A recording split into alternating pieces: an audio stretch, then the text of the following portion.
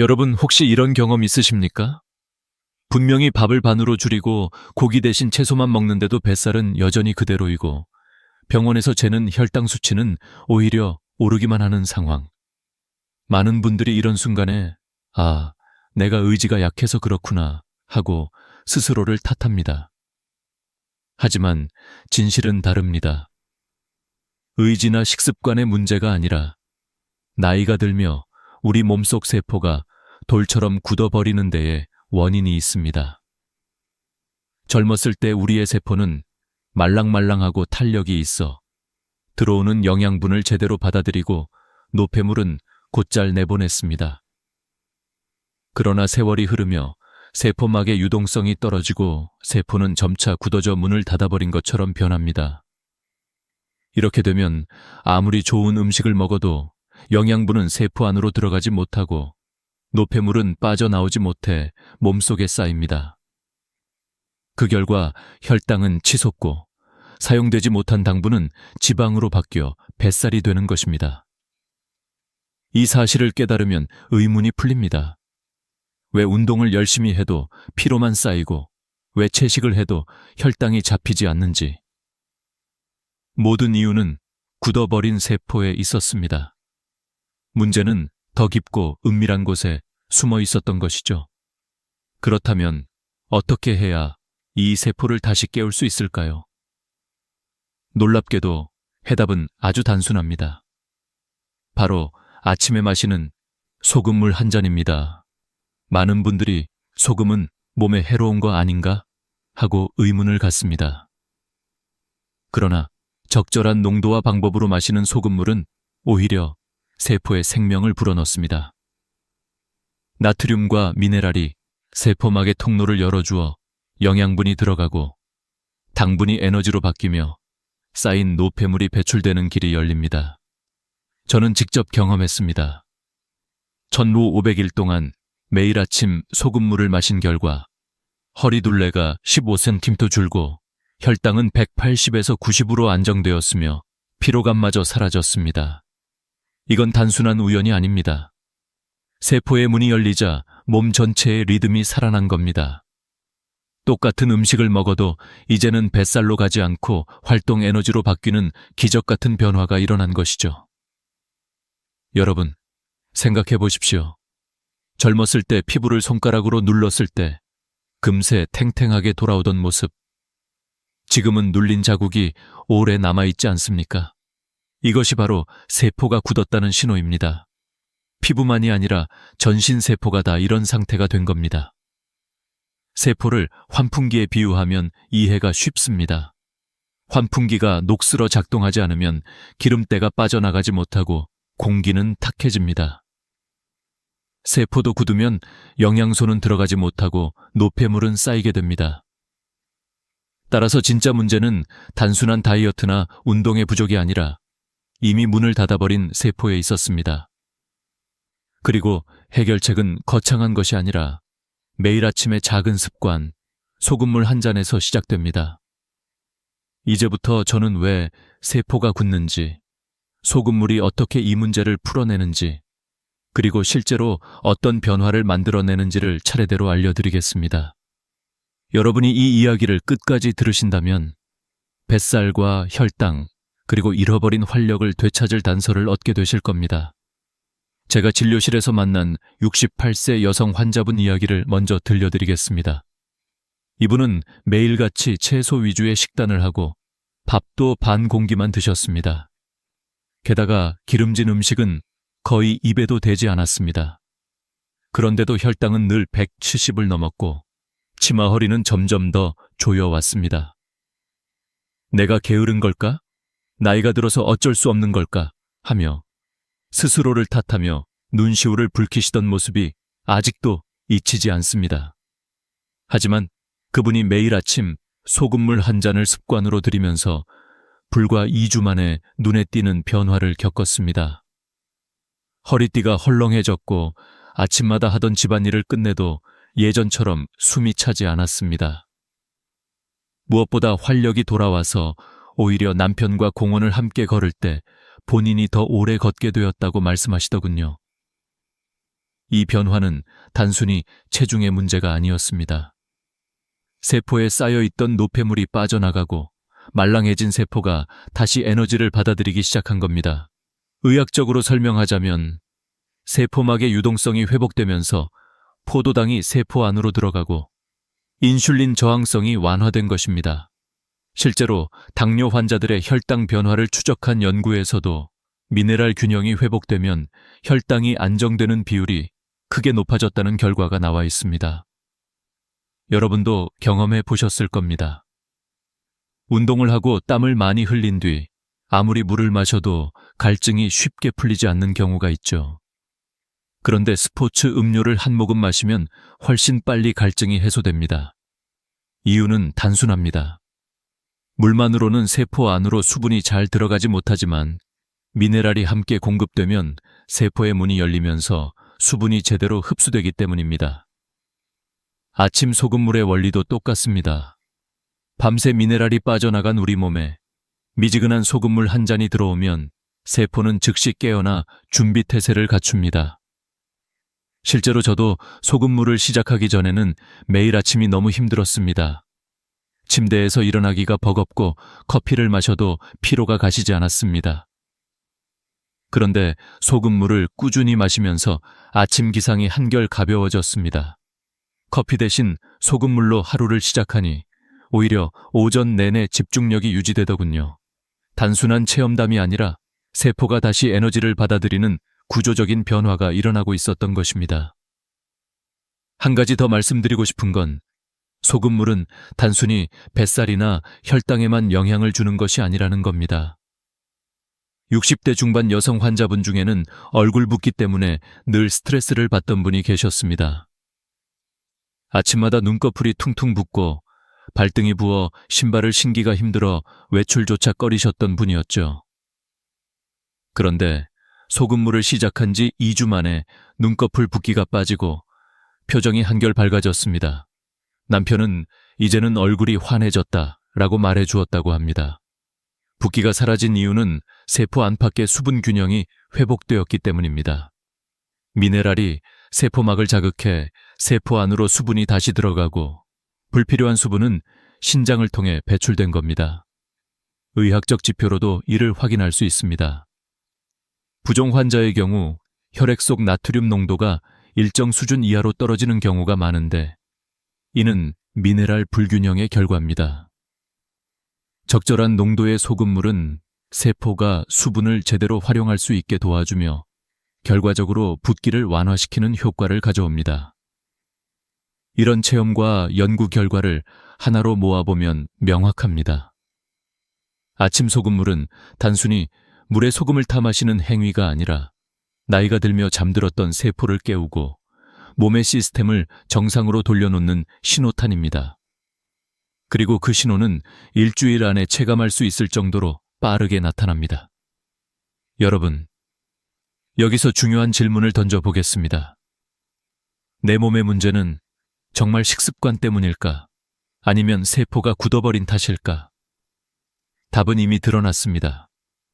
세포를 다시 말랑하게 깨우는 것, 그것이 모든 변화의 시작입니다. 그리고 그 출발점은 소금물 한 잔이라는 작지만 강력한 습관입니다. 그렇다면 왜 우리의 세포는 시간이 지날수록 점점 딱딱해지는 걸까요? 단순히 나이를 먹어서 그렇다고만 하기에는 설명이 부족합니다. 실제 원인은 바로 미네랄 불균형에 있습니다. 몸의 세포는 물과 미네랄이 균형을 이루어야 부드럽게 움직입니다. 하지만 50대 이후로는 몸속에서 미네랄이 빠져나가는 속도가 빨라집니다. 땀을 흘리거나 소변을 볼 때 혹은 잠을 자는 동안에도 나트륨, 칼륨, 마그네슘 같은 중요한 미네랄이 조금씩 사라집니다. 수도꼭지가 꽉 잠겨 있다가 어느 순간 느슨해져 물이 똑똑 떨어지는 것처럼 몸의 저장고가 서서히 비워지는 겁니다. 실제로 여러분도 이런 경험을 해보셨을 겁니다. 운동을 한 뒤 땀을 흠뻑 흘리고 나서 물을 아무리 마셔도 목마름이 풀리지 않는 순간, 아침에 일어나 밥을 먹기 싫고 입맛조차 없는 순간, 이것이 바로 미네랄 부족이 보내는 신호입니다. 단순히 물을 마시는 것으로는 해결되지 않습니다. 세포가 미네랄 없이 물을 받아들이지 못하기 때문입니다. 그래서 똑같이 마시는 물이라도 미네랄이 들어있는 경우에만 갈증이 풀리고 몸이 살아나는 겁니다. 이 원리를 보여주는 또 다른 예가 있습니다. 운동 후 스포츠 음료를 마셨을 때 갈증이 금세 사라지는 이유, 아침에 된장국 한 숟갈로 입맛이 되살아나는 이유도 바로 미네랄 때문입니다. 나트륨과 칼륨이 균형을 잡아주면서 세포의 문이 열리고 수분과 영양분이 제대로 흡수되기 시작하는 것이죠. 그러나 우리가 매일 스포츠 음료나 짠 음식을 먹을 수는 없습니다. 당분과 화학 첨가물이 오히려 건강을 해칠 수 있기 때문입니다. 그래서 해법은 단순합니다. 가장 자연스럽고 순수한 형태로 미네랄을 보충하는 방법, 바로 미지근한 물에 소금 한 꼬집을 섞어 마시는 것입니다. 밤새 굳어있던 세포에 생명수를 붓는 것과 같습니다. 이렇게 하면 세포는 다시 말랑말랑해지고 몸속 에너지 순환이 시작됩니다. 실제로 저의 또 다른 환자, 74세 여성분은 수십 년 동안 변비로 고생했습니다. 사흘에 한 번씩 화장실에 가는데도 늘 힘이 들었고 여러 약을 써보아도 효과는 일시적이었습니다. 그런데 아침 소금물을 열흘 정도 꾸준히 마신 뒤 매일 시원하게 화장실을 다녀오게 되었다고 기뻐하셨습니다. 장의 운동성이 살아나고 수분이 장 안으로 들어와 변을 부드럽게 만들었기 때문입니다. 여기서 중요한 것은 소금물의 양과 타이밍입니다. 무조건 많이 마신다고 좋은 것이 아닙니다. 오히려 과하면 부작용이 생깁니다. 핵심은 아침 공복에 미지근한 물 200ml에 소금 한 꼬집. 이 정도가 우리 체액과 비슷한 농도를 이루며 가장 자연스럽게 흡수됩니다. 그리고 마실 때는 벌컥벌컥 삼키지 말고 한 모금씩 입안에 머금었다가 삼키는 것이 좋습니다. 입안 점막에서도 미네랄이 흡수되기 때문입니다. 저는 늘 환자들에게 이렇게 말합니다. 하루 이틀로는 큰 변화를 못 느낄 수 있습니다. 하지만 일주일, 2주일만 꾸준히 해보세요. 세포가 변화를 받아들이고 몸이 적응하면 반드시 달라집니다. 사실 우리 몸은 금방 바뀌는 기계가 아니라 시간을 들여야 하는 정원과도 같습니다. 정원에 매일 물을 주면 조금씩 푸른 잎이 돋아나듯 세포에도 매일 생명의 신호를 보내야 합니다. 이제 여러분도 스스로 느끼실 겁니다. 단순히 식사량을 줄이고 운동을 억지로 늘리는 것만으로는 한계가 있다는 사실을요. 문제의 근본은 세포의 굳어짐, 그리고 그 뿌리에 있는 미네랄 불균형입니다. 이걸 해결하지 않는 한 아무리 애써도 몸은 제자리 걸음을 할 수밖에 없습니다. 하지만 작은 습관 하나, 아침 소금물 한 잔은 그 고리를 끊어내는 열쇠가 될 수 있습니다. 다시 한번 강조합니다. 몸의 진짜 변화를 원하신다면 세포를 다시 깨워야 합니다. 세포가 깨어날 때 혈당은 안정되고 뱃살은 줄어들고 무엇보다 삶의 활력이 돌아옵니다. 그리고 그 변화는 결코 먼 미래가 아니라 단 일주일 안에 시작될 수 있습니다. 아침 소금물을 어떻게 마셔야 가장 큰 효과를 볼 수 있을까요? 지금부터는 제가 직접 경험하고 또 수많은 환자분들과 함께 검증한 소금물 프로토콜을 알려드리겠습니다. 원칙은 간단하지만 세세한 부분까지 지켜야만 제대로 된 변화를 얻을 수 있습니다. 첫째, 타이밍입니다. 반드시 아침에 일어나자마자 공복에 마셔야 합니다. 밤새 몸은 땀과 호흡을 통해 미네랄과 수분을 잃습니다. 이때 위는 텅 비어 있어 흡수 속도가 가장 빠릅니다. 만약 아침 식사 후에 마신다면 소금물은 음식물과 섞여 단순히 짠 음식으로만 작용할 뿐 흡수 효율은 현저히 떨어집니다. 둘째, 농도입니다. 종이컵 200ml 기준으로 소금 한 꼬집 혹은 그라인더로 한 바퀴 돌린 양이 적당합니다. 너무 싱거우면 효과가 없고 너무 짜면 위에 부담을 줄 수 있습니다. 중요한 건 내 체액과 비슷한 농도라는 점입니다. 직접 마셔봤을 때 약간 짭짤하다 느껴지는 정도가 가장 적합합니다. 셋째, 온도입니다. 차가운 물은 위에 충격을 주고 뜨거운 물은 입안에서 마시기 어렵습니다. 손으로 컵을 잡았을 때 미지근하다고 느껴지는 온도가 이상적입니다. 이 정도면 소금도 잘 녹고 위장도 편안하게 받아들입니다. 넷째, 마시는 방법입니다. 벌컥벌컥 단숨에 삼키지 마세요. 한 모금씩 입에 머금고 혀와 잇몸을 타고 돌린 뒤 삼키는 게 좋습니다. 입안 점막에서도 미네랄이 흡수되기 때문입니다. 동시에 침샘이 자극되어 소화액 분비가 활발해지고 위장도 천천히 준비할 수 있습니다.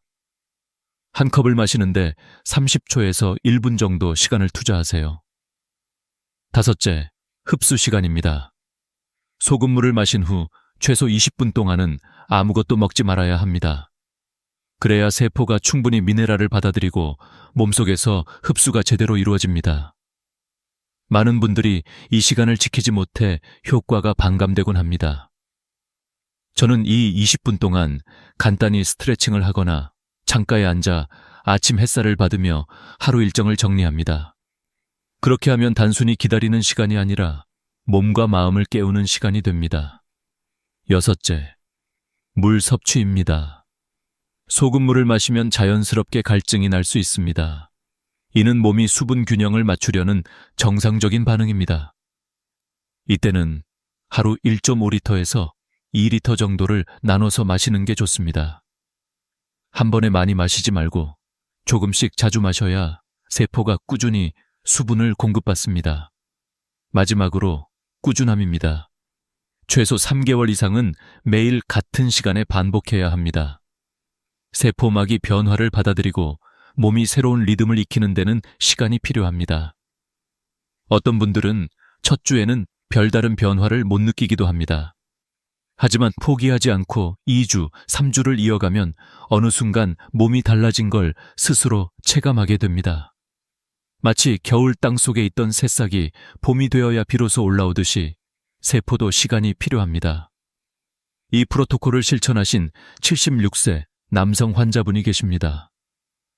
이분은 평생 비염과 잔병 치레로 고생하셨는데 아침마다 소금물을 마신 뒤로 감기 기운이 와도 금방 지나가고 콧물이 줄어 일상생활이 훨씬 편해졌다고 합니다. 특히 상처가 잘 낫지 않아 걱정하셨는데 요즘은 회복 속도가 빨라져 삶의 만족도가 크게 올랐습니다. 여러분, 여기서 중요한 메시지를 꼭 기억하시길 바랍니다. 소금물은 단순한 음료가 아니라 세포를 깨우는 하루의 첫 신호입니다. 아침에 그 작은 습관 하나가 몸 전체의 시스템을 다시 가동시킵니다. 꾸준히 지키기만 하면 세포는 다시 말랑해지고 혈당은 안정되며 몸은 활력을 되찾습니다. 그러니 내일부터는 한번 시작해 보시길 바랍니다. 특별한 도구도 필요 없습니다. 컵 하나, 소금 한 꼬집, 그리고 여러분의 의지. 그 작은 행동이 여러분의 몸을 완전히 바꿀 수 있습니다. 소금물을 마시기 시작하면 몸은 눈에 띄는 5가지 변화를 보여줍니다. 이 변화들은 단순히 겉모습의 변화가 아니라 세포가 되살아나면서 나타나는 근본적인 신호입니다. 첫 번째 변화는 뱃살이 줄어들고 피로가 사라지는 것입니다. 우리가 음식을 먹으면 포도당이 혈액 속으로 들어갑니다. 정상적인 세포라면 이 포도당을 받아들여 에너지로 바꾸지만 딱딱해진 세포는 문을 닫아버립니다. 그래서 포도당이 혈액에만 떠다니고 결국 인슐린이 과도하게 분비되어 지방으로 전환됩니다. 가장 많이 쌓이는 곳이 바로 뱃살입니다. 그래서 밥을 줄여도 운동을 해도 뱃살은 빠지지 않는 겁니다. 그러나 소금물은 세포막의 이온 통로를 열어 포도당이 세포 안으로 들어가도록 돕습니다. 이 순간부터 뱃살로 쌓이던 당분은 에너지로 전환되어 몸이 가볍고 활기차게 변합니다. 두 번째 변화는 혈당이 안정되고 당뇨 증상이 완화되는 것입니다. 혈액 속에 당이 넘쳐나면 혈관은 끈적해지고 손발이 저리거나 시야가 흐려지는 증상이 나타납니다. 오래되면 신장은 당을 소변으로 빼내려 하면서 잦은 갈증과 잦은 소변이 이어집니다. 그러나 소금물의 미네랄은 세포의 문을 열어 단기 세포 안으로 들어가도록 도와줍니다. 피 속에서 떠돌던 당이 에너지로 쓰이게 되니 혈당은 자연스럽게 안정되고 당뇨로 인한 불편한 증상들도 차츰 줄어듭니다. 세 번째 변화는 얼굴과 몸의 붓기가 빠지고 피부가 맑아지는 것입니다. 나이가 들면 세포가 딱딱해져 수분이 세포 안으로 들어가지 못하고 밖에만 고입니다. 이 때문에 아침마다 얼굴이 퉁퉁 붓고 손발이 무겁습니다. 하지만 소금물은 세포막의 압력을 조절하여 밖에 고여있던 수분을 세포 안으로 끌어들이거나 신장을 통해 배출되도록 돕습니다. 그 결과 불필요한 붓기는 빠지고 세포는 필요한 만큼의 수분을 공급받아 피부가 촉촉해집니다. 실제로 소금물을 2주만 마셔도 거울 속 얼굴이 맑아지고 눈꺼풀이 가벼워졌다는 체험담을 수없이 들었습니다. 네 번째 변화는 만성염증이 완화되고 면역력이 강화되는 것입니다. 몸이 이유 없이 무겁고 작은 상처도 잘 낫지 않으며 감기에 자주 걸리는 이유는 세포 안에 노폐물이 쌓여 있기 때문입니다. 우리 몸은 이 노폐물을 적으로 착각해 백혈구를 보내 공격하면서 오히려 염증이 심해집니다. 그러나 소금물의 미네랄은 세포막을 유연하게 만들어 노폐물을 배출시키고 신선한 영양분과 산소가 세포 안으로 들어가도록 돕습니다. 동시에 아연과 마그네슘은 면역세포의 기능을 활성화해 감기나 알레르기에 강한 몸으로 바꿔줍니다. 다섯 번째 변화는 변비가 사라지는 것입니다.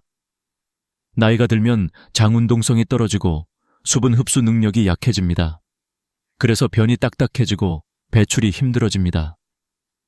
하지만 소금물은 장벽을 자극해 연동운동을 활성화하고 삼투압 작용으로 장 속으로 수분을 끌어들입니다. 그 결과 변이 부드러워지고 장은 마치 잠들어 있던 엔진이 다시 시동을 건 것처럼 활발히 움직입니다. 수십 년 동안 변비로 고생하던 환자분들이 열흘 만에 매일 시원하게 배변을 본다고 말할 정도입니다. 이 5가지 변화는 단순히 겉으로 보이는 결과가 아닙니다. 세포가 다시 유연해지고 몸의 시스템이 정상으로 돌아왔다는 증거입니다. 더 이상 식사량을 줄이거나 과도한 운동에 의존하지 않아도 세포가 깨어나면 몸은 스스로 균형을 회복하기 시작합니다. 여러분, 여기서 중요한 교훈은 분명합니다. 우리 몸의 문제는 표면에서 시작되지 않았습니다. 뱃살, 혈당, 붓기, 피로, 변비. 이 모든 것은 단 하나의 뿌리, 굳어버린 세포에서 비롯된 것입니다. 그리고 그 세포를 다시 살리는 열쇠는 아침의 작은 습관, 소금물 한 잔입니다. 이 작은 변화가 삶 전체를 바꾸는 거대한 첫걸음이 될 수 있습니다. 소금물을 마시는 습관이 건강에 큰 변화를 가져온다는 사실을 알았다 하더라도 마지막으로 반드시 짚고 넘어가야 할 것이 있습니다. 바로 어떤 소금을 선택해야 하는지, 그리고 안전하게 지키기 위한 주의사항입니다. 마트에 가보면 정제염, 천일염, 죽염, 히말라야 핑크솔트, 용소금까지 종류가 너무 많습니다. 겉으로는 다 비슷한 흰색이지만 몸에 미치는 영향은 전혀 다릅니다.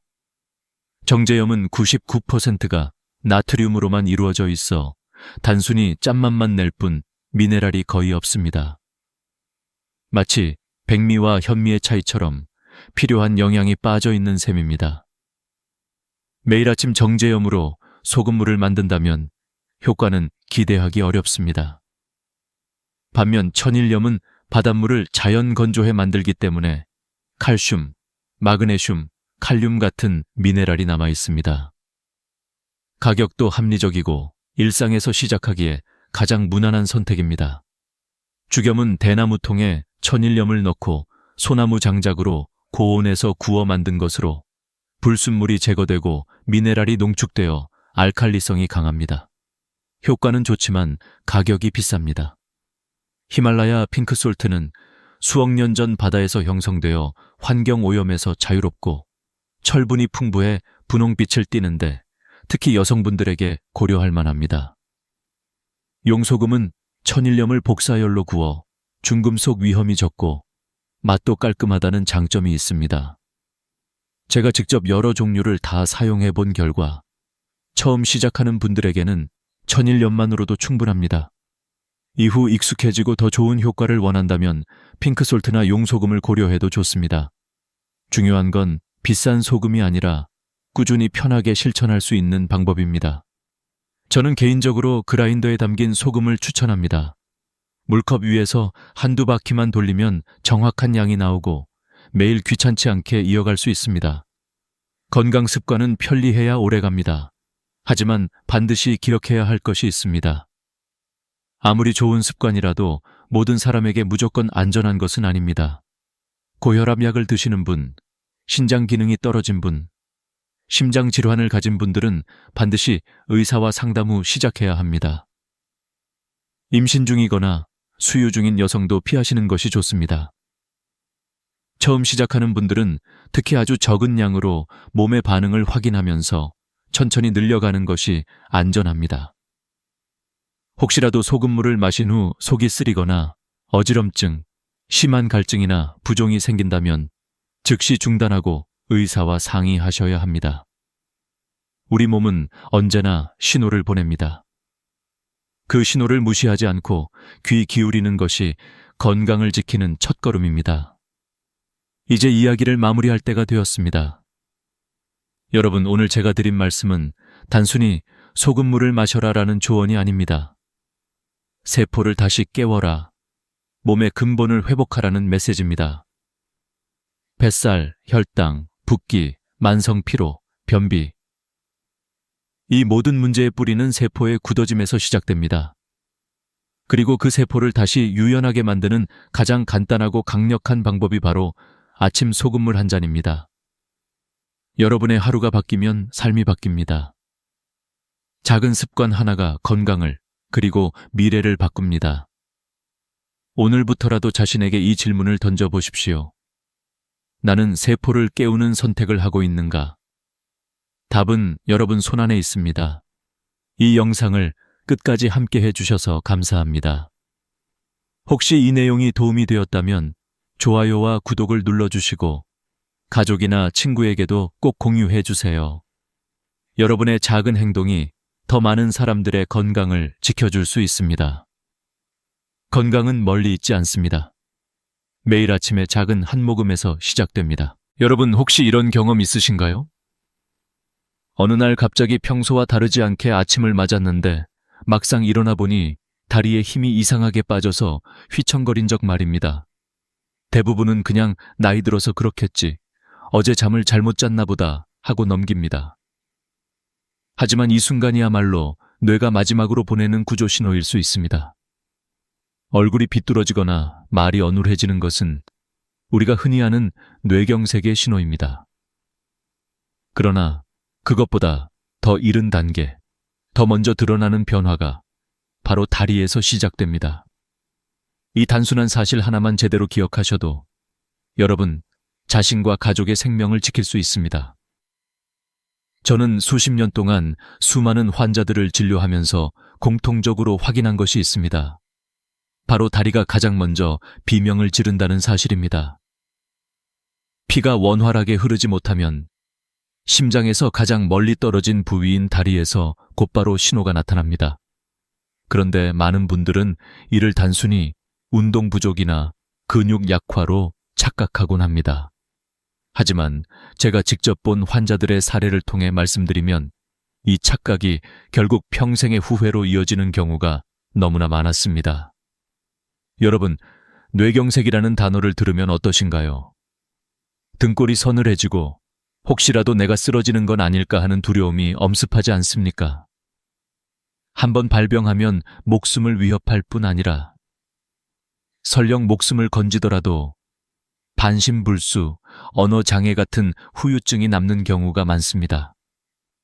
그런데 여기서 우리가 반드시 기억해야 할 사실은 뇌경색은 어느 날 갑자기 번개처럼 떨어지는 병이 아니라는 것입니다. 오랫동안 혈관이 좁아지고 그 사이 우리 몸은 수없이 많은 경고음을 보냅니다. 그 경고의 첫 무대가 바로 우리의 두 다리입니다. 저는 의사로서 수많은 분들에게 이런 말씀을 드려왔습니다. 다리가 보내는 신호는 단순한 근육 피로가 아니라 뇌의 언어일 수 있습니다. 실제로 아침에 화장실에 가려는데 한쪽 다리가 뻣뻣해서 자꾸 휘청거리거나 늘 다니던 길에서 갑자기 발끝이 턱에 걸려 넘어질 뻔한 경험을 하신 분들이 많습니다.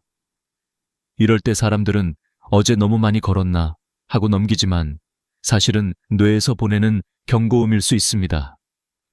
저는 독일에서 근무하면서 직접 수많은 사례를 접했습니다. 68세 남성 환자는 오른쪽 다리에 힘이 빠지는 느낌을 3주 동안이나 무시하다가 결국 딸의 권유로 병원을 찾았습니다. 검사 결과 왼쪽 뇌혈관이 70%나 막혀 있었지요. 발견이 조금만 늦었더라면 큰 뇌경색으로 이어졌을 가능성이 컸습니다. 하지만 조기 치료 덕분에 그는 다시 건강을 되찾을 수 있었습니다. 반대로 72세 여성 환자는 왼쪽 다리가 자꾸 저리다고 했지만 가족들은 그냥 나이 탓이라며 넘겼습니다. 결국 어느 날 아침 부엌에서 쓰러져 평생 휠체어에 의존하며 살아가야 했습니다. 이 두 사례는 우리에게 분명한 메시지를 줍니다.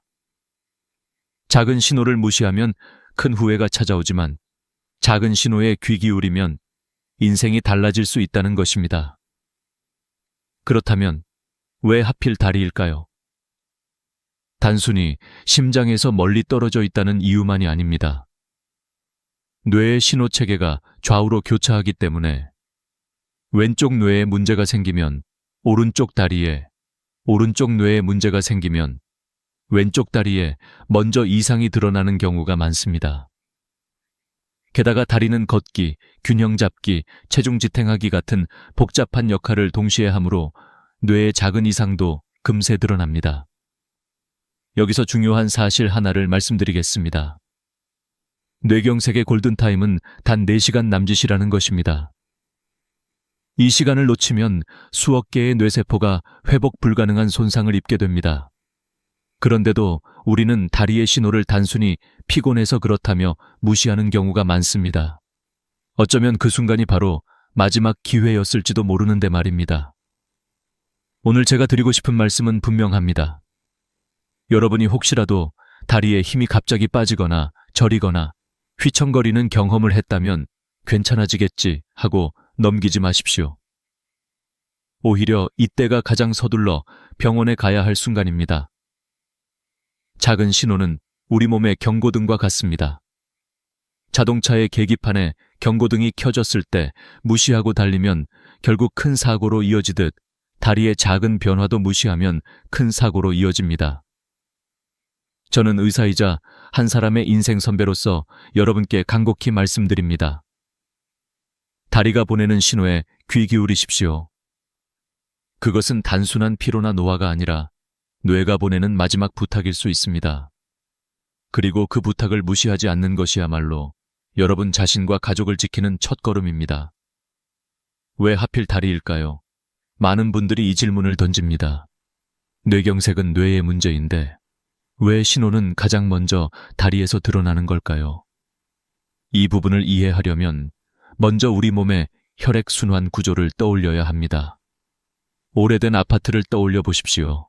수압이 약해지면 가장 먼저 어디에서 문제가 생깁니까? 꼭대기층부터 물이 잘 나오지 않습니다. 우리 몸도 똑같습니다. 심장에서 가장 멀리 떨어진 다리는 혈액 공급이 조금만 불안정해져도 곧바로 이상을 드러내는 부위입니다. 다리는 단순히 우리 몸을 지탱하는 기둥이 아닙니다.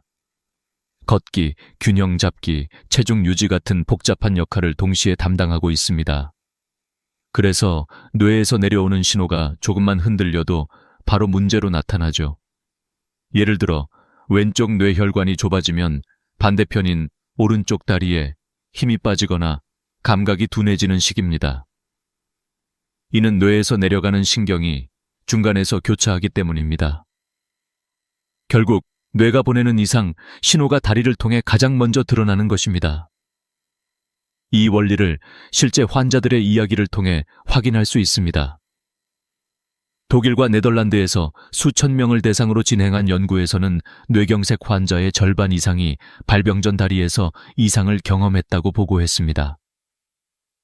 단순한 근육 피로나 노화 현상으로 착각했던 순간들이 사실은 뇌가 보내는 조기 경고였던 것입니다.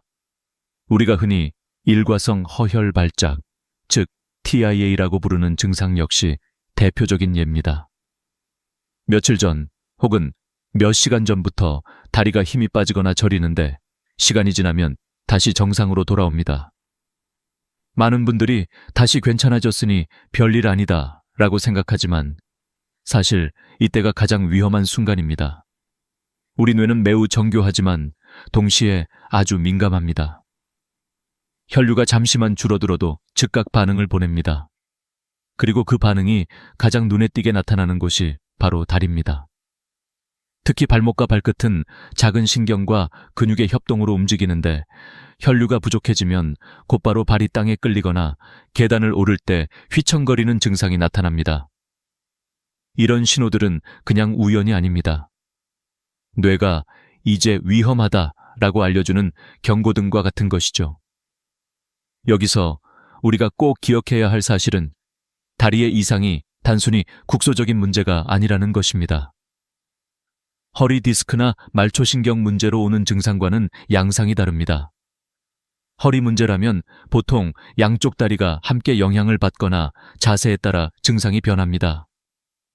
그러나 뇌혈관에서 오는 문제는 특징적으로 한쪽 다리에만, 그것도 갑자기 나타나고 반복적으로 이어집니다. 따라서 어르신들께서 느끼는 작은 변화도 의학적으로는 매우 중요한 신호일 수 있습니다. 제가 직접 진료한 환자들 가운데는 가족들이 먼저 이상을 눈치채고 병원에 모시는 경우도 많았습니다. 아버지 걸음걸이가 요즘 이상하다. 발을 자꾸 끌고 다닌다. 어머니가 갑자기 계단에서 발을 헛디뎠다. 같은 작은 관찰이 결국 뇌경색을 막아낸 경우입니다. 이는 우리 모두가 함께 주의 깊게 살펴야 할 부분입니다.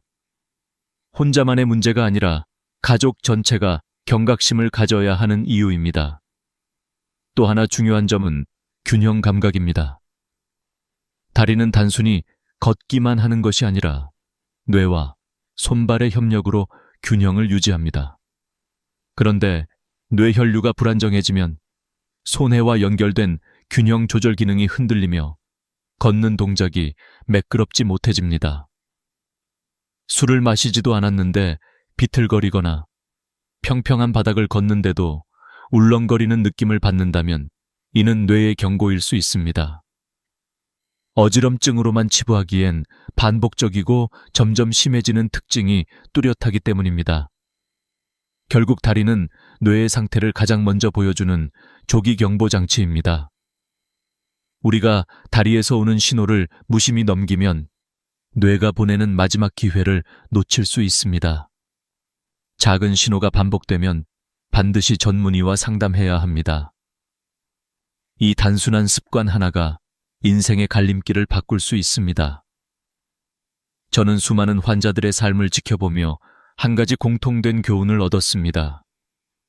바로 뇌경색은 갑자기 떨어지는 벼락 같은 병이 아니라 이미 오래전부터 작은 신호로 우리에게 경고를 보낸다는 사실입니다.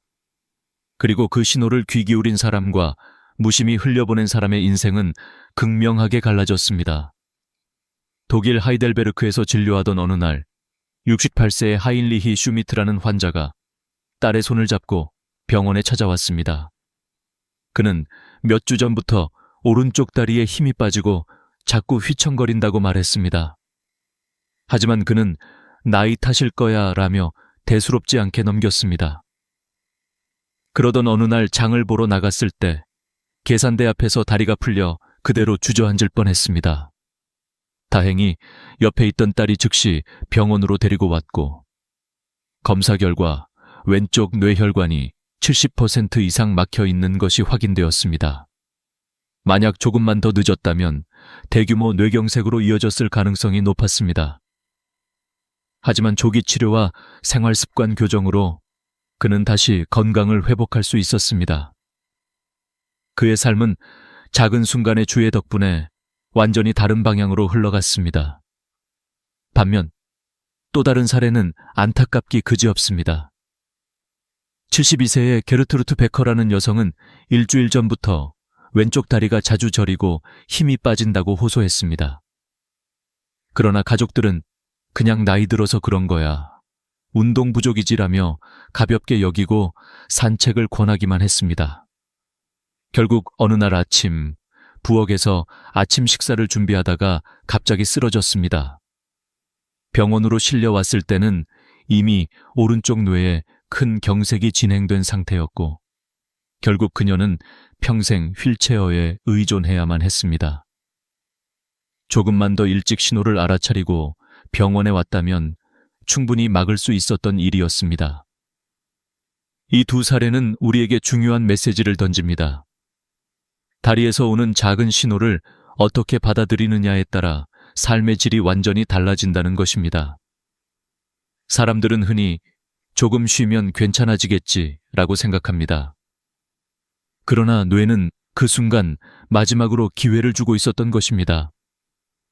경고등을 무시하고 계속 달리면 결국 차가 멈추듯 몸의 경고음을 무시하면 평생의 후회로 이어집니다. 실제로 독일과 네덜란드에서 진행된 대규모 연구에서도 뇌경색 환자의 절반 이상이 발병 전 다리의 이상을 경험했다고 보고했습니다. 하지만 그중 상당수는 이를 단순한 노화 현상으로 오해하고 치료 시기를 놓쳤습니다.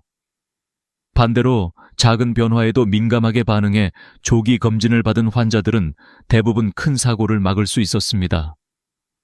저는 이 부분에서 특히 한국의 어르신들께 강조하고 싶습니다. 한국 사회에서는 여전히 참아야 한다, 나이 들면 다 그렇다 라는 말이 너무 쉽게 오갑니다. 하지만 이런 생각이 때로는 치명적일 수 있습니다. 실제로 제가 만난 한국인 환자들 중에도 다리에 힘이 빠지거나 걸음이 이상해졌음에도 괜찮다며 버티다가 결국 응급실로 실려온 경우가 적지 않았습니다. 반대로 가족 중 누군가가 이상하다, 그냥 병원에 가보자 하고 강력히 권유해서 조기 발견에 성공한 사례도 있었습니다. 이처럼 뇌경색은 가족의 관심과 관찰이 생명을 구하는 열쇠가 될 수 있습니다.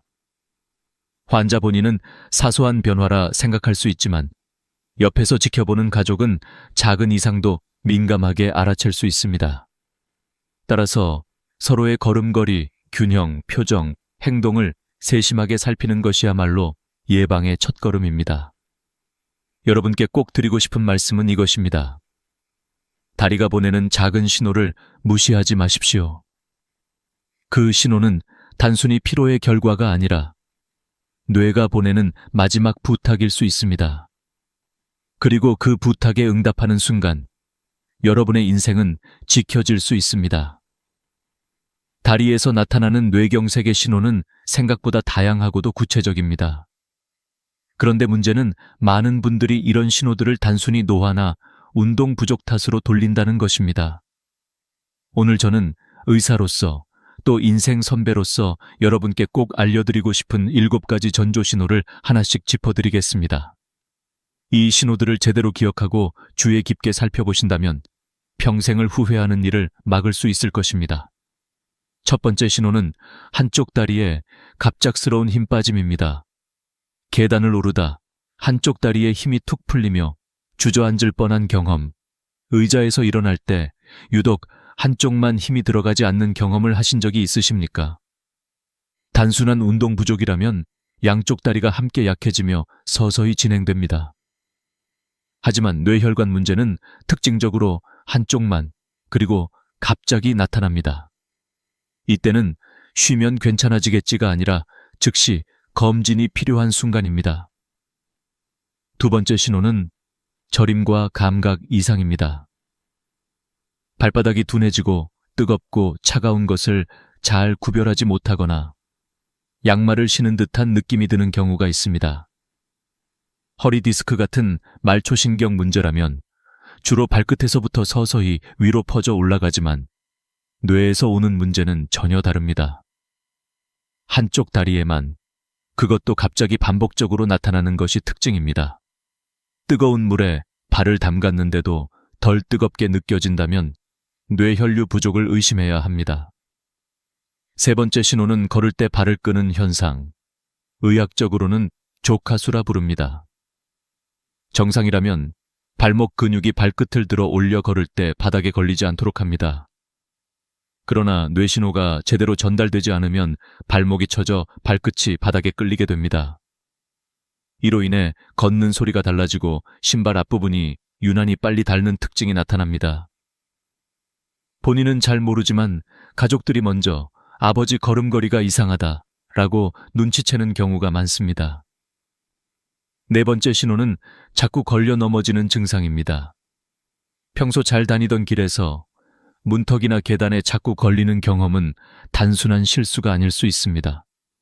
이는 고유 감각이라 불리는 내 발이 지금 어디에 있는지를 뇌가 인식하는 능력이 떨어진 신호입니다. 이 기능이 흔들리면 작은 문턱에도 걸려 넘어지고 계단 높이를 잘못 짚어 휘청거리게 됩니다. 특히 노년층에게 이런 낙상은 곧 엉덩이 골절, 척추 골절로 이어질 수 있어 치명적입니다. 다섯 번째 신호는 원치 않는 다리 떨림입니다. 피곤할 때 잠깐 다리가 떨리는 것은 흔하지만 뇌에서 오는 떨림은 다릅니다. 원하지 않아도 반복적으로 나타나며 특정 상황과 상관없이 지속됩니다. 이는 뇌혈관이 막혀 신호가 불안정해져 다리가 스스로 움직이는 현상입니다. 단순히 나이 탓으로 돌리기엔 위험한 신호입니다. 여섯 번째 신호는 보행 불균형과 휘청거림입니다. 술을 마시지 않았는데도 비틀거리며 평평한 길에서도 몸이 한쪽으로 기우는 경험은 단순한 어지럼증이 아닐 수 있습니다. 이는 뇌의 균형 담당 부위인 손해로 가는 혈류가 막히면서 나타나는 현상입니다. 특히 아침에 심해지는 경우가 많아 실제로 많은 환자들이 아침에 갑자기 쓰러져 응급실로 오게 됩니다. 일곱 번째 신호는 일시적 증상 후 회복, 즉 일과성 허혈 발작 TIA입니다. 다리에 힘이 빠졌다가 금방 회복되거나 감각이 둔해졌다가 돌아오는 경우가 여기에 해당합니다. 문제는 많은 분들이 다시 괜찮아졌으니 별일 아니다 라고 안심해버린다는 겁니다. 그러나 연구에 따르면 TIA를 경험한 환자의 75%가 3개월 이내에 실제 뇌경색으로 이어지며 그중 절반은 단 48시간 안에 발병합니다. 즉, 잠깐 나타났다가 사라지는 증상이야말로 가장 위험한 경고일 수 있습니다. 이렇게 7가지 신호는 단순한 증상이 아니라 뇌가 보내는 마지막 경고등입니다. 작은 신호 하나라도 경험하셨다면 절대 무시하지 마십시오. 이 작은 신호에 귀 기울이는 순간 여러분의 삶은 지켜질 수 있습니다. 반대로 외면하는 순간 평생의 후회가 찾아올 수 있습니다. 지금까지 우리는 다리에서 나타나는 7가지 경고 신호를 살펴봤습니다. 그렇다면 이제 중요한 질문을 드리겠습니다. 이런 신호들을 미리 알아챘다면 어떻게 막을 수 있을까? 바로 이 부분이 여러분의 삶을 바꾸는 열쇠입니다. 뇌경색은 무섭지만 세계보건기구 WHO와 유럽신경학회에 따르면 사실 환자의 80% 이상은 생활습관 관리만으로도 예방할 수 있습니다. 다시 말해, 우리의 선택과 실천이 미래를 바꿀 수 있다는 것입니다. 첫 번째로 가장 중요한 것은 혈압 관리입니다. 고혈압은 뇌경색의 가장 큰 원인 중 하나입니다. 이상적인 수치는 120/80이지만 고혈압이 있는 분들은 적어도 130/80 이하로 유지해야 합니다. 혈압은 매일 같은 시간, 특히 아침에 일어나 30분 정도 지난 뒤 재는 것이 가장 정확합니다. 혈압이 높아지면 혈관벽에 미세한 상처가 생기고 그 자리에 콜레스테롤이 달라붙어 혈관을 좁히거나 막습니다. 결국 이것이 뇌경색으로 이어지는 것입니다. 두 번째는 혈당 관리입니다. 당뇨는 뇌 혈관을 손상시키는 가장 위험한 요인 중 하나입니다. 건강한 분이라면 공복 혈당은 100 이하, 식후 2시간 혈당은 140 이하가 이상적입니다. 당뇨 환자의 경우는 공복 혈당 130 미만, 식후 2시간 180 미만을 목표로 관리해야 합니다. 혈당이 높으면 혈관벽이 점차 손상되고 그 결과 뇌경색 위험은 3배 이상 증가합니다. 그러므로 혈당 조절은 곧 뇌혈관 보호입니다. 세 번째는 콜레스테롤 관리입니다. 특히 LDL 콜레스테롤, 흔히 나쁜 콜레스테롤이라 불리는 수치를 낮추는 것이 핵심입니다. LDL은 혈관벽에 달라붙어 기름 찌꺼기를 만들고 결국 혈관을 막아버립니다. 반대로 HDL 콜레스테롤은 혈관 속에 쌓인 LDL을 청소하는 역할을 합니다. 따라서 HDL은 높이고 LDL은 낮추는 식습관이 중요합니다. 기름진 음식, 가공육, 튀김류는 줄이고 오메가산가 풍부한 등푸른 생선을 일주일에 2-3번 섭취하십시오. 연어, 고등어, 정어리 등이 좋은 예입니다. 견과류와 올리브유 같은 불포화 지방도 도움이 됩니다. 네 번째는 운동입니다. 가장 좋은 방법은 빠르게 걷기입니다. 하루 30분, 주 5회 정도면 충분합니다. 옆 사람과 대화는 가능하지만 노래 부르기는 힘든 정도의 속도가 적당합니다. 이 정도만 꾸준히 해도 혈액순환이 개선되고 뇌혈관 건강이 크게 달라집니다. 운동은 단순히 근육을 위한 것이 아니라 뇌로 가는 혈류를 원활하게 유지하는 가장 강력한 예방법입니다. 다섯 번째는 금연과 절주입니다. 담배는 혈관을 직접적으로 손상시키며 뇌경색 위험을 몇 배나 높입니다. 술은 남성은 하루 2잔, 여성은 1잔 이하로 제한하는 것이 안전합니다. 특히 과음을 반복하면 혈압과 혈당 모두 불안정해져 뇌혈관에 큰 부담을 줍니다. 여섯 번째는 수면입니다. 잠이 부족하면 혈압이 오르고 혈당이 불안정해집니다. 하루 최소 7시간 이상 충분히 자는 것이 중요합니다. 특히 어르신들께서는 낮잠보다는 밤에 깊고 안정적인 수면을 취하는 것이 더 도움이 됩니다. 마지막으로 여러분이 집에서 직접 해볼 수 있는 자가 체크법을 알려드리겠습니다. 하루 3분이면 충분합니다. 첫째, 의자에 앉아 팔짱을 끼고 일어나 보십시오. 양쪽 다리 힘이 균형 있게 들어가는지 확인합니다. 둘째, 눈을 감고 제자리에서 30초 동안 서 보십시오. 중심을 잘 잡을 수 있는지 확인합니다. 셋째, 양쪽 발바닥을 손으로 만져 감각 차이가 있는지 비교합니다. 넷째, 일직선 위를 따라 10걸음 걸어보십시오. 비틀거리거나 균형을 잃지 않는지 점검합니다. 이 4가지 중 하나라도 이상이 있다면 반드시 병원에서 검사를 받아야 합니다. 여러분, 작은 습관의 변화가 평생의 미래를 바꿀 수 있습니다. 혈압을 기록하고 혈당을 체크하며 매일 30분 걷기만 해도 뇌경색 위험은 크게 줄어듭니다. 여러분의 실천이 바로 여러분과 가족의 생명을 지키는 가장 확실한 보험입니다. 우리가 지금까지 살펴본 이야기는 단순한 의학 지식이 아닙니다. 그것은 바로 삶의 방향을 바꾸는 교훈입니다. 다리에서 오는 작은 신호는 뇌가 보내는 경고의 언어입니다. 하지만 많은 사람들은 그 언어를 이해하지 못하고 흘려보내며 결국 뒤늦게 후회하게 됩니다. 오늘 이 시간을 통해 제가 드리고 싶은 마지막 메시지는 분명합니다.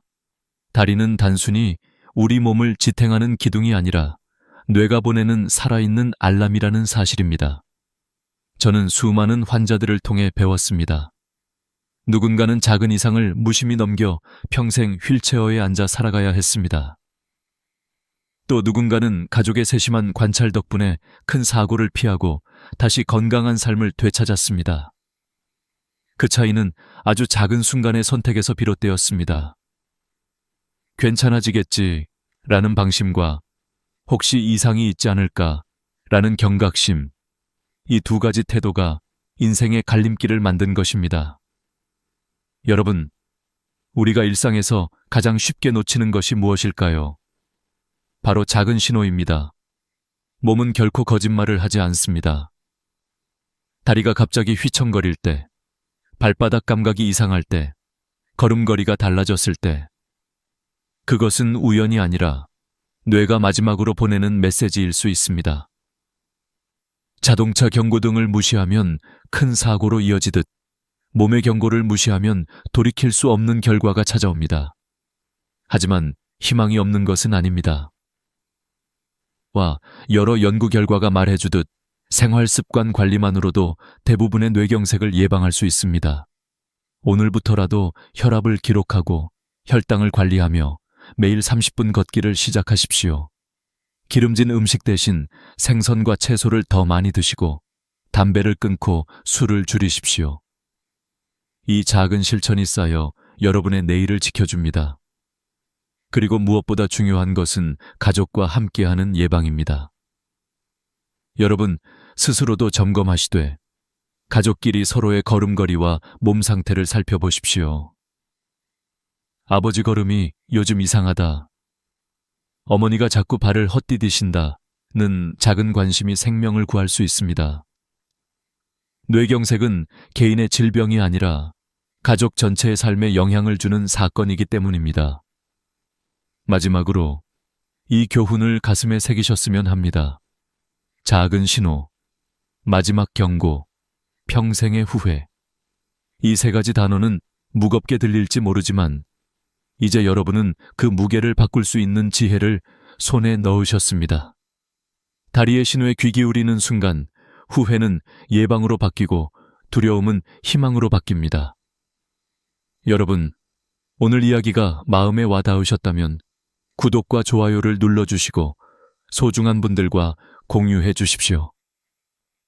여러분의 작은 나눔이 누군가의 생명을 지킬 수 있습니다. 앞으로도 삶과 건강을 지키는데 꼭 필요한 이야기들을 계속 전해드리겠습니다. 지금까지 함께 해주셔서 진심으로 감사드립니다. 아직도 밤마다 두세 번씩 화장실에 가느라 잠을 설치고 계십니까? 나이가 들어서 당연한 거라며 스스로 위로하고 계신가요? 하지만 제가 단언컨대 그것은 단순한 노화가 아니라 고칠 수 있는 신호일지 모릅니다. 이렇게 이야기하면 대부분의 어르신들은 깜짝 놀라며 귀를 기울입니다. 사실 저 역시 60대 중반에 접어들었을 때 같은 고민을 했습니다. 자다가 두세 번은 기본이고 어떤 날은 4번, 5번까지 화장실을 다녀와야 했습니다. 아침에 일어나면 머리는 무겁고 낮에는 눈꺼풀이 청은망은 내려앉아 진료 중에도 집중력이 흐트러졌습니다. 제 삶의 질이 한순간에 무너지는 듯했습니다. 밤마다 시달리는 그 괴로움은 겪어보지 않은 사람은 모릅니다. 한번 깨면 다시 잠들기가 힘들어 뒤척이다가 새벽을 맞이하고 결국 다음 날은 하루 종일 기운이 빠져버립니다. 은퇴 후 여유롭게 여행도 다니고 친구들도 만나야 하는데 늘 화장실 걱정에 어디를 가도 불안했습니다. 공항에서 비행기를 기다릴 때도 가장 먼저 찾는 것이 화장실이었고 가족 모임 자리에서도 웃음보다 화장실을 드나드는 발걸음이 많았습니다.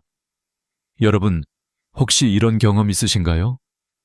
저녁에 국이나 찌개를 듬뿍 먹고 난 후 유난히 밤에 화장실을 자주 가신 적, 그날 밤은 이상하게도 2시간마다 눈이 떠져 억지로 일어나야 했던 경험. 그럴 때면 속으로 이렇게 말합니다. 나도 이제 늙었구나. 그러나 그 생각이야말로 문제의 시작입니다. 단순히 나이가 들었기 때문에 생기는 증상이 아니라 우리 몸 안의 작은 균형이 무너졌다는 신호이기 때문입니다. 저는 의사로서 수많은 환자분들을 보아왔습니다. 그중 대부분은 처음 진료실에 들어와 앉자마자 선생님, 나이가 드니 어쩔 수 없는 거겠죠? 라고 물으셨습니다. 하지만 저는 고개를 저으며 말했습니다. 아닙니다. 반드시 달라질 수 있습니다. 그리고 생활 습관 하나만 바꿔도 놀라운 변화를 보여준 사례들을 직접 확인했습니다. 그 사실이 지금 이 자리에 앉아 있는 저를, 그리고 영상을 보고 계신 여러분을 이어주고 있는 겁니다. 제가 이 이야기를 꺼내는 이유는 단순히 의학적인 지식을 전달하려는 것이 아닙니다. 여러분의 인생 후반전, 다시 말해 가장 소중한 황홍이를 지켜내기 위해서입니다. 잠 못 이루는 밤이 하루 이틀이라면 참을 수 있습니다. 하지만 그것이 매일 반복된다면 몸은 물론 마음까지 병들게 합니다. 낮 동안의 활력이 사라지고 자꾸만 짜증이 늘어나 가족과의 관계도 서서히 멀어집니다. 결국 외로움과 우울감이 찾아오죠. 이건 단순한 배뇨 문제가 아니라 삶 전체를 흔드는 깊은 문제입니다. 제가 진료했던 한 어르신의 말씀이 아직도 생생합니다. 선생님, 이게 사는 게 아닙니다. 낮에도 멍하고 애들이 놀러 오라고 해도 피곤해서 거절할 수밖에 없어요. 그분의 눈빛에는 체념과 슬픔이 뒤섞여 있었습니다. 그리고 그분의 목소리에서 저는 제 미래를 보았습니다. 만약 지금 이 문제를 해결하지 않는다면 나 역시 몇 년 후 같은 후회를 하게 되리라는 것을 깨달았습니다. 그래서 저는 제 삶을 바꾸기로 결심했습니다. 그 결심은 거창한 것이 아니었습니다. 아주 작은 습관 하나를 바꾸는 것에서 시작됐습니다. 그리고 그 변화가 제 삶을 완전히 달라지게 만들었습니다. 오늘 저는 여러분께 바로 그 이야기를 나누고 싶습니다. 이제 질문을 드리겠습니다. 첫째, 여러분은 밤에 2번 이상 깨서 화장실에 다녀오신 적이 있습니까? 둘째, 화장실을 다녀온 후에도 도무지 잠이 오지 않아 새벽까지 뒤척이신 적이 있습니까? 셋째, 아침에 눈을 뜨면 도무지 개운하지 않고 하루 종일 피로가 몰려온 적이 있습니까? 만약 3가지 중 2가지 이상이 해당된다면 그것은 단순히 나이가 들어서 생긴 불가피한 증상이 아니라 고칠 수 있는 신호입니다. 이 사실을 아는 것만으로도 인생은 달라질 수 있습니다. 만약 여러분이 이 영상을 끝까지 보지 못한다면 아마도 앞으로도 계속 같은 괴로움 속에서 지내실지 모릅니다. 하지만 오늘 여기서 제가 전해드릴 방법을 꾸준히 실천하신다면 한 달도 채 지나지 않아 분명히 달라지는 변화를 경험하시게 될 겁니다. 제가 40년 동안 수많은 환자들을 만나면서 확신하게 된 진실은 이것입니다. 약만으로는 해결되지 않는 문제가 있다는 것, 그리고 우리 몸은 스스로 회복할 힘을 가지고 있다는 것입니다. 문제는 그 힘을 올바른 방향으로 이끌어주는 작은 습관을 아는가, 모르는가에 달려 있습니다. 오늘의 이야기는 병원에서 쉽게 들을 수 있는 내용이 아닙니다. 왜냐하면 병원은 늘 약과 수술을 중심으로 돌아가기 때문입니다. 그러나 진정한 건강은 생활 속에서 만들어집니다. 바로 이 점이 제가 은퇴 후에도 계속해서 사람들에게 알리고 싶은 이유입니다. 저는 더 이상 병원의 수익을 위해 환자를 붙잡을 필요가 없습니다. 제 남은 시간은 오직 여러분의 삶을 건강하게 만드는 데 쓰고 싶습니다. 여러분, 오늘부터라도 귀를 열고 마음을 열어 들어보십시오. 작은 깨달음 하나가 남은 인생을 완전히 바꾸어 놓을 수 있습니다. 밤마다 시달리던 괴로움에서 벗어나 아침에 상쾌하게 눈을 뜨며 하루를 시작하는 삶. 그것은 결코 꿈이 아닙니다. 밤마다 반복되는 화장실 문제의 진짜 원인은 어디에 있을까요? 많은 분들은 단순히 나이가 들어서라고 생각합니다. 하지만 의학적으로 보면 그건 반만 맞는 이야기입니다. 노화와 함께 몸의 여러 기능이 떨어지는 것은 사실이지만 실제로 야간뇨를 악화시키는 근본 원인은 따로 숨어 있습니다. 그중 하나가 바로 항긴뇨 호르몬, 즉 ADH라고 불리는 호르몬의 변화입니다. 젊을 때는 이 호르몬이 밤에 활발하게 분비되어 소변 생성을 억제합니다. 덕분에 밤에는 방광에 저장되는 소변이 적어지고 깊은 잠을 유지할 수 있습니다. 하지만 60세 이후부터는 이 호르몬의 분비량이 눈에 띄게 줄어듭니다. 그 결과 낮과 밤의 차이가 없어지고 밤에도 계속해서 소변이 만들어집니다. 마치 수도꼭지가 고장나서 밤새 물이 새어나오는 것과 같습니다. 그래서 아무리 깊은 잠을 자려고 해도 중간에 깨서 화장실을 가게 되는 겁니다. 여기에 더 큰 문제는 우리의 생활 습관입니다. 특히 저녁에 먹는 음식과 음료가 문제를 악화시킵니다. 서울대병원에서 발표한 연구에 따르면 60세 이상 야간뇨 환자의 70%는 실제로 수분대사의 불균형과 식습관에서 비롯된다고 합니다. 특히 국물 음식과 짠 음식을 늦은 시간에 섭취하면 몸이 수분을 잡아두려 하고 그 과정에서 콩팥이 밤새 더 많은 일을 하게 됩니다. 당연히 소변량은 늘어나고 그만큼 화장실 가는 횟수도 늘어나는 것이죠. 제가 진료했던 한 환자분은 늘 저녁에 김치찌개를 먹는 습관이 있었습니다. 이 나이에 맛있는 게 뭐 있겠어요. 그냥 찌개에 밥 말아 먹는 게 낙이죠. 라고 하셨지만 문제는 그 식사가 매일 밤 고통으로 이어졌다는 사실입니다. 국물에 포함된 나트륨이 몸속에 들어가면 혈액 속 농도를 맞추기 위해 더 많은 수분을 끌어들이게 됩니다. 그렇게 늘어난 혈액량을 조절하기 위해 콩팥은 일을 더 많이 해야 하고 그 결과 밤새 오줌이 만들어집니다. 결국 그분은 자다가 4~5번씩 깨야 했습니다. 이뿐만이 아닙니다. 저녁 늦게 물을 많이 마시는 습관도 치명적입니다. 어떤 분들은 물을 많이 마셔야 건강에 좋다는 이야기를 듣고 자기 전에도 컵 가득 물을 들이켜곤 합니다. 물론 수분 섭취가 중요하다는 사실은 틀리지 않습니다. 하지만 문제는 언제 마시느냐에 달려 있습니다.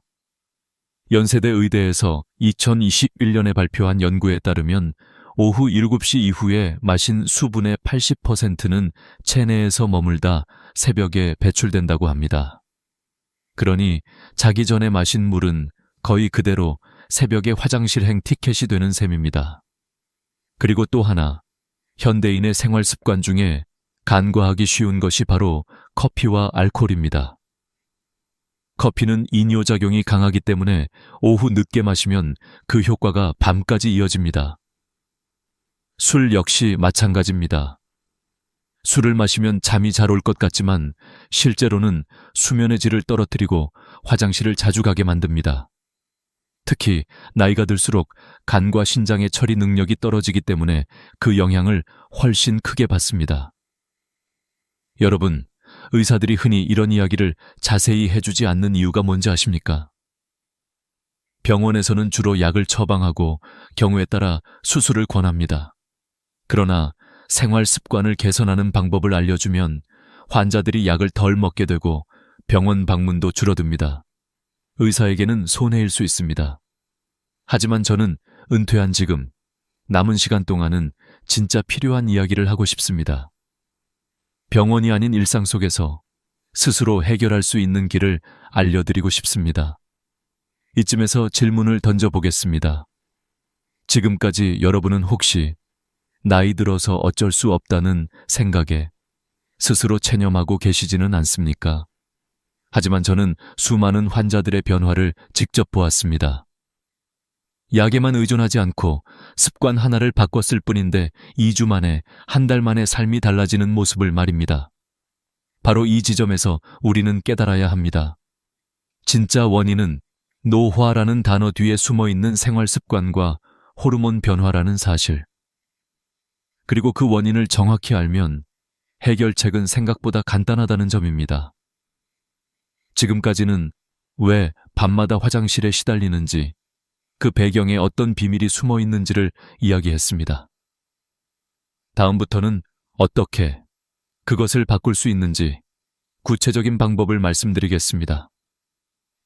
저녁이 되면 우리는 하루의 피곤함을 풀기 위해 밥상에 앉습니다. 그러나 그 밥상 위에 놓인 음식들이 사실은 우리의 밤잠을 앗아가는 주범이 될 수 있다는 사실 알고 계셨습니까? 제가 수십 년간 환자들을 진료하며 가장 많이 발견한 공통점은 바로 저녁 식사 습관이었습니다.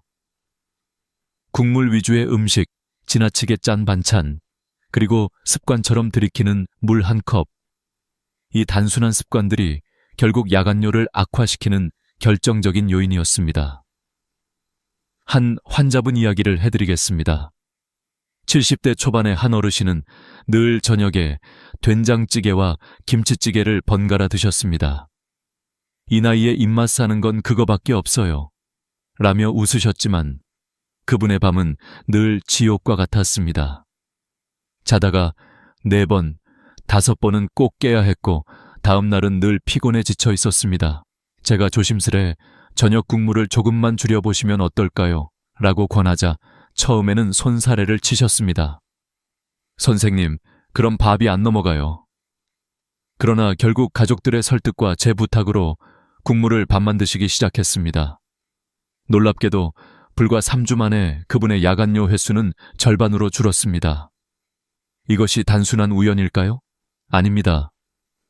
과학적인 근거가 분명히 있습니다. 나트륨이 많은 음식을 섭취하면 우리 몸은 혈액 속 염분 농도를 맞추기 위해 더 많은 수분을 필요로 합니다. 그래서 세포 밖으로 수분이 끌려 나오고 혈액량이 늘어나면서 결국 콩팥이 그 물을 걸러내느라 밤새 쉬지 못합니다. 자연히 소변량은 늘고 방광은 가득 차며 우리는 화장실에 가기 위해 깨야만 합니다. 또 다른 문제는 늦은 시간의 물 섭취입니다. 많은 분들이 자기 전에 목이 마르니까 하며 물을 컵째 들이키곤 합니다. 그러나 그 물은 대부분 새벽녘에 소변으로 쏟아져 나오게 됩니다. 특히 60세 이후에는 신진대사의 리듬이 바뀌어 수분 흡수 속도가 떨어집니다. 연세대학교에서 2021년에 발표한 연구에 따르면 저녁 7시 이후 섭취한 수분의 80% 이상이 밤새 체내에 머물다 새벽에 한꺼번에 배출된다고 합니다. 결국 우리가 자기 전 마신 물 한 잔은 곧 새벽에 화장실로 이어집니다. 커피와 술도 빠질 수 없습니다. 많은 분들이 저녁에 모임을 갖고 친구들과 소주 한 잔 하거나 늦게 커피를 마십니다. 하지만 카페인과 알코올은 강력한 이뇨작용을 일으킵니다. 게다가 단순히 소변만 많아지는 게 아니라 수면의 질 자체를 떨어뜨립니다. 술을 마시면 처음에는 금방 잠드는 것 같지만 깊은 잠은 오지 않고 자꾸만 깨게 됩니다. 커피 역시 마찬가지입니다. 낮에 마셨던 커피 한 잔이 밤까지 영향을 끼쳐 깊은 수면을 방해합니다. 제가 기억하는 또 한 분은 68세 남성으로 은퇴 후 동네 친구들과 저녁마다 막걸리 한 잔이 습관이었습니다. 그분은 술 한 잔하고 자면 잠이 잘 와서 좋아요 라고 말씀하셨습니다. 하지만 실제로는 매일 밤 3-4번씩 깨고 낮에는 피곤해 일상생활이 힘들었습니다. 제가 알코올의 이뇨작용과 수면 방해 효과를 설명해드리자 그제야 고개를 끄덕이셨습니다. 결국 술을 줄이고 나니 2달 만에 밤에 깨는 횟수가 크게 줄었습니다. 여러분, 여기서 중요한 사실 하나를 기억하셔야 합니다. 야간뇨의 진짜 적은 나이가 아니라 습관입니다. 나이가 든다고 모두 같은 문제를 겪는 것은 아닙니다. 같은 연령대라도 어떤 분은 밤새 한 번도 깨지 않고 숙면을 취하는 반면 어떤 분은 4-5번씩 깨야 합니다. 그 차이를 만드는 것은 생활 습관입니다. 특히 저녁 시간대의 음식과 음료가 결정적입니다. 그러나 많은 분들이 여기서 실수를 합니다. 그럼 물을 안 마시면 되지 않겠냐? 하지만 그건 아주 위험한 생각입니다. 수분 부족은 신장 기능을 떨어뜨리고 변비와 혈액순환 장애, 심지어 뇌졸중 위험까지 높일 수 있습니다. 물은 반드시 필요합니다. 다만 문제는 얼마나가 아니라 언제 마시느냐입니다. 이제 우리는 분명히 알 수 있습니다. 단순히 나이가 들어서가 아니라 우리 스스로의 생활 습관이 문제를 키우고 있었다는 사실을요. 그렇다면 남은 질문은 단 하나입니다. 어떻게 바꾸면 되는가? 바로 다음에서 제가 40년 동안 환자들과 함께 확인한 가장 확실한 해결책을 말씀드리겠습니다. 해결책은 의외로 단순합니다. 그러나 단순하다고 해서 가볍게 여겨서는 안 됩니다. 오히려 단순한 습관의 변화가 놀라운 기적을 만들어냅니다. 제가 40년 동안 환자들을 보며 확신하게 된 것은 약보다 먼저 습관을 바꾸는 것이야말로 가장 강력한 처방이라는 사실입니다. 그렇다면 어떤 습관을 바꿔야 할까요? 저는 이를 3단계 황금 공식이라고 부릅니다. 첫째, 아침의 시작은 반드시 미지근한 물 한 컵으로 하셔야 합니다. 밤새 우리 몸은 수분을 잃고 혈액은 진해집니다. 이때 따뜻한 물 한 컵은 마치 마른 땅에 내리는 단비처럼 온몸의 혈액을 희석시키고 신진대사를 깨웁니다. 실제로 아침에 물을 마시는 습관만으로도 뇌졸중 위험이 크게 낮아진다는 연구 결과가 여러 차례 보고된 바 있습니다. 단순히 화장실 문제를 넘어 생명을 지키는 습관인 셈입니다. 둘째, 오전 10시와 오후 2시. 이 2시간대는 반드시 수분을 보충해야 합니다. 우리 몸은 일정한 리듬을 가지고 있어 이 시간대에는 수분 흡수율이 가장 높습니다. 이때 한 컵씩 물을 마시면 하루 활동에 필요한 수분을 충분히 공급할 수 있습니다. 반대로 저녁 이후의 수분은 대부분 밤새 체내에 머물다가 새벽에 한꺼번에 배출됩니다. 그러니 낮에 충분히 채우고 저녁에는 줄이는 것이 핵심입니다. 셋째, 오후 5시 이후부터는 서서히 수분 섭취를 줄이셔야 합니다. 특히 저녁 7시 이후에는 원칙적으로 물을 많이 마시지 말아야 합니다. 물론 목이 마르면 억지로 참을 필요는 없습니다. 하지만 그때는 컵 가득 마시는 대신 입안을 적실 정도로만 마셔야 합니다. 저는 환자분들께 얼음 조각 한두 개를 입에 넣고 천천히 녹여 드시라고 권하곤 합니다. 이렇게 하면 갈증은 해소되지만 방광에는 큰 부담을 주지 않습니다. 여러분, 이 3가지만 지켜도 놀라운 변화가 찾아옵니다. 실제로 제가 만난 수많은 환자들이 2주 만에, 늦어도 한 달 안에 밤에 깨는 횟수가 눈에 띄게 줄었습니다. 물론 처음 며칠은 별다른 차이를 못 느낄 수 있습니다. 하지만 여기서 포기하지 않고 꾸준히 실천해야 합니다. 꾸준함이야말로 유일한 비밀입니다. 이 3단계 황금 공식에 더해 중요한 또 한 가지는 저녁 식사의 변화입니다. 국물 음식은 가능한 줄이시고 반찬 위주로 드시는 게 좋습니다. 찌개나 국을 매일 드시는 분들은 처음엔 밥이 잘 안 넘어간다고 하십니다. 그러나 1주일, 2주일만 지나면 입맛이 바뀌고 무엇보다 아침에 개운하게 눈을 뜨는 경험을 하면 스스로 기꺼이 변화를 받아들입니다. 건강을 되찾는 기쁨은 어떤 음식의 즐거움과도 비교할 수 없습니다. 저는 환자분들께 이렇게 말씀드립니다. 저녁에 국물 한 그릇 줄이시면 그만큼 밤에 화장실 가는 횟수가 줄어듭니다. 국물 한 숟가락이 내일 하루의 활력을 빼앗을 수도 있습니다. 이 말에 많은 분들이 고개를 끄덕이며 식탁을 바꾸기 시작했습니다. 그리고 그 결과는 언제나 같았습니다. 더 이상 새벽에 고통스럽게 깨지 않고 아침에 일어나 웃으며 하루를 시작할 수 있었습니다. 여기에 한 가지 작은 팁을 더 드리겠습니다. 잠들기 3시간 전부터는 수분을 최대한 자제하는 것이 좋습니다. 그러나 이 시간대에 습관적으로 차나 음료를 마시는 분들이 많습니다.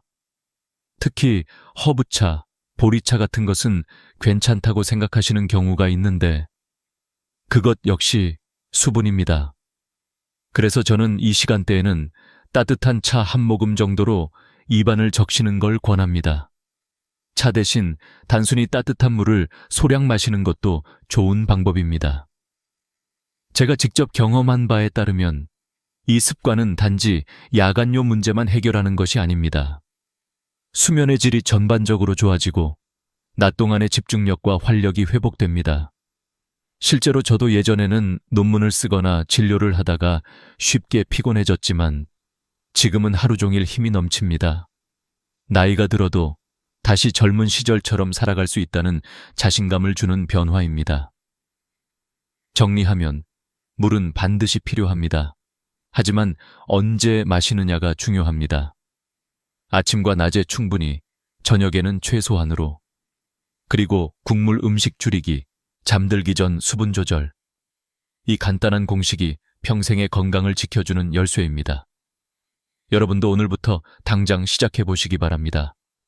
내일 아침 미지근한 물 한 컵으로 하루를 열고 저녁 식탁에서는 국물 대신 반찬을 즐겨보십시오. 그리고 잠들기 전에는 얼음 조각 하나로 갈증을 달래보십시오. 그 작은 변화가 곧 삶의 큰 기쁨으로 돌아올 것입니다. 저는 수많은 환자들을 만나왔습니다. 그 중에서도 박영수라는 분의 이야기는 아직도 제 마음속에 깊이 남아 있습니다. 은퇴한 지 얼마 되지 않았던 그는 매일 밤 4-5번씩 깨는 고통에 시달리고 있었습니다. 얼굴에는 깊은 다크서클이 자리 잡고 있었고 눈빛은 늘 피곤에 젖어 초점이 흐려져 있었습니다. 그는 제 앞에서 한숨을 내쉬며 이렇게 말했습니다.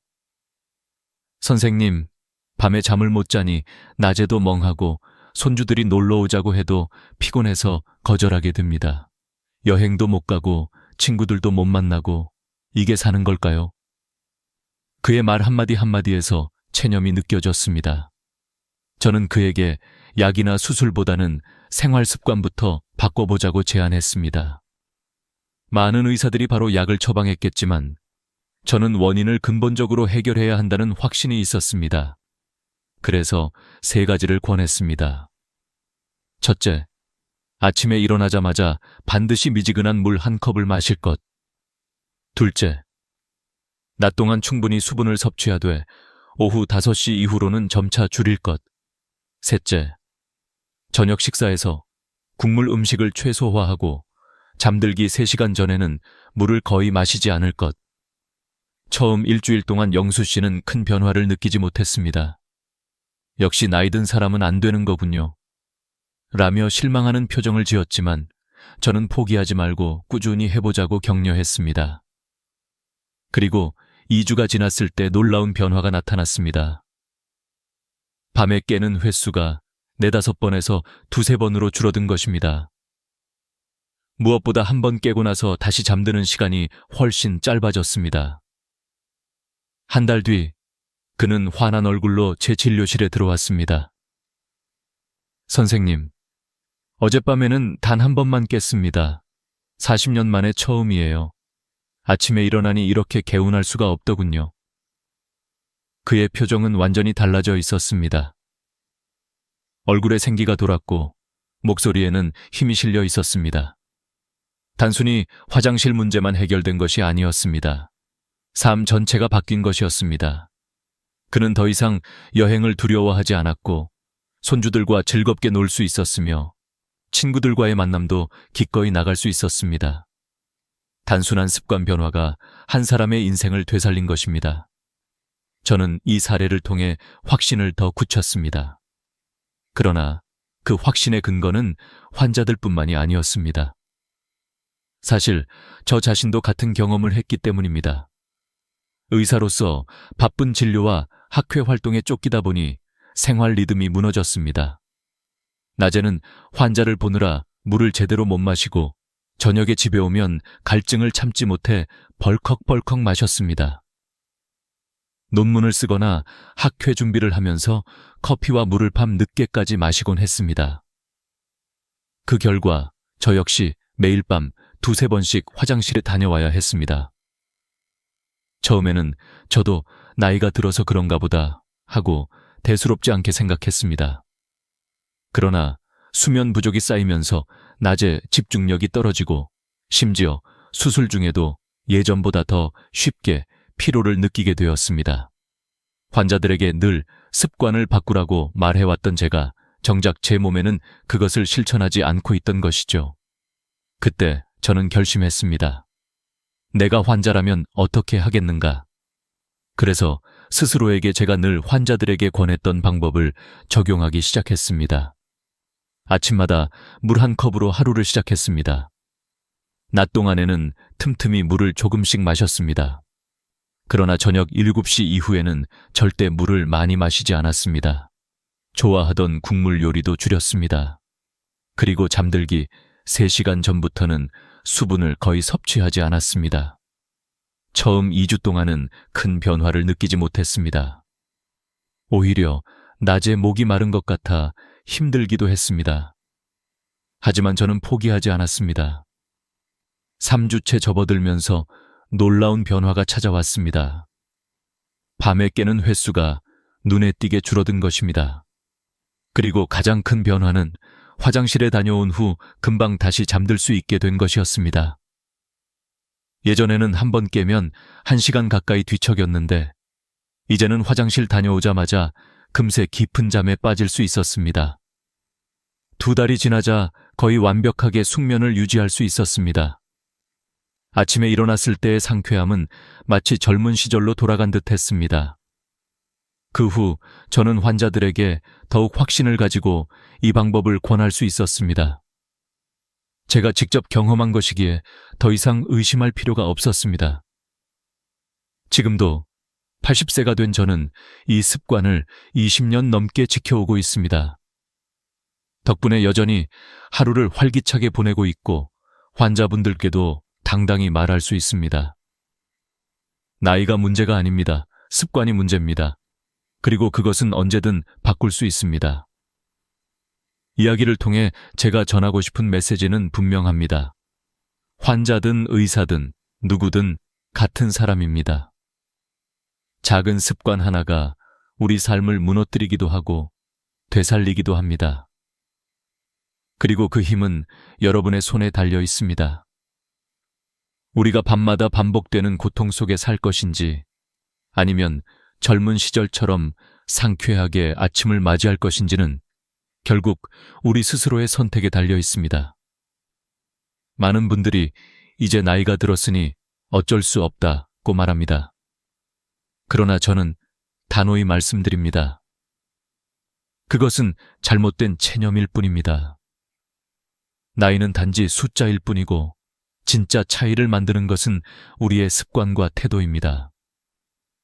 야간뇨는 단순한 노화 현상이 아니라 잘못된 수분 섭취 습관에서 비롯된 경우가 많습니다. 저는 40년간 환자들과 함께하며 그리고 제 자신의 삶을 통해 이를 직접 확인했습니다. 아침에 충분히 수분을 섭취하고 낮 동안에 균형 있게 보충하며 저녁에는 줄이고 잠들기 3시간 전부터는 입을 적실 정도로만 마시는 것.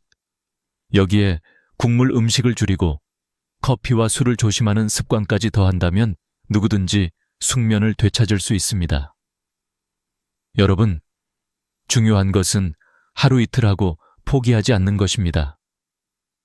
변화는 서서히 오지만 한번 몸에 배면 평생을 지켜줍니다. 실제로 많은 환자분들이 처음에는 믿지 못하다가 3주, 1달, 2달이 지나면서 이렇게 달라질 줄 몰랐다며 눈물을 글썽이셨습니다. 그 기쁨은 말로 다 할 수 없었습니다. 여기서 저는 한 가지 제안을 드리고 싶습니다. 오늘 이 영상을 보신 후 스스로에게 작은 약속을 남겨보시는 겁니다. 댓글에 이렇게 적어보세요. 저는 매일 아침 미지근한 물 1컵을 마시고 오후 5시 이후로는 수분을 조절하겠습니다. 짧은 한 문장이지만 그것은 단순한 글이 아니라 여러분의 삶을 바꾸는 선언이 될 것입니다. 우리는 흐르는 세월을 막을 수는 없습니다. 하지만 그 세월을 어떻게 살아낼지는 우리가 결정할 수 있습니다. 병원 침대 위에서 약에 의존하며 살 것인지 아니면 매일 아침 산책을 즐기며 가족과 웃음을 나눌 것인지 손주들에게 짐이 될 것인지 아니면 건강하고 당당한 모습으로 본보기가 될 것인지 그 선택은 여러분의 손에 달려 있습니다. 여러분, 저는 오늘 말씀드린 이 작은 습관이 여러분의 노후를 완전히 바꿀 수 있다고 확신합니다. 단순한 야간뇨 문제 해결을 넘어 삶의 활력을 되찾고 마음까지 젊어질 수 있습니다. 오늘부터 실천해 보십시오. 내일 아침 첫물 1컵이 여러분의 인생을 새롭게 열어줄 것입니다. 이 영상이 도움이 되셨다면 사랑하는 가족과 친구들에게도 꼭 공유해 주세요. 함께 건강한 삶을 나누고 더 많은 분들이 편안한 밤잠을 되찾을 수 있도록 도와주십시오. 마지막으로 부탁드립니다. 구독과 좋아요를 눌러주시면 앞으로도 여러분의 건강을 지켜드릴 귀중한 이야기들을 계속 전해드리겠습니다. 작은 클릭 하나가 여러분의 삶에 큰 힘이 될 것입니다. 여러분 모두가 오늘 밤부터 편안히 주무시기를 진심으로 기원합니다. 그리고 내일 아침 새로운 희망과 함께 눈을 뜨시기를 바랍니다. 감사합니다.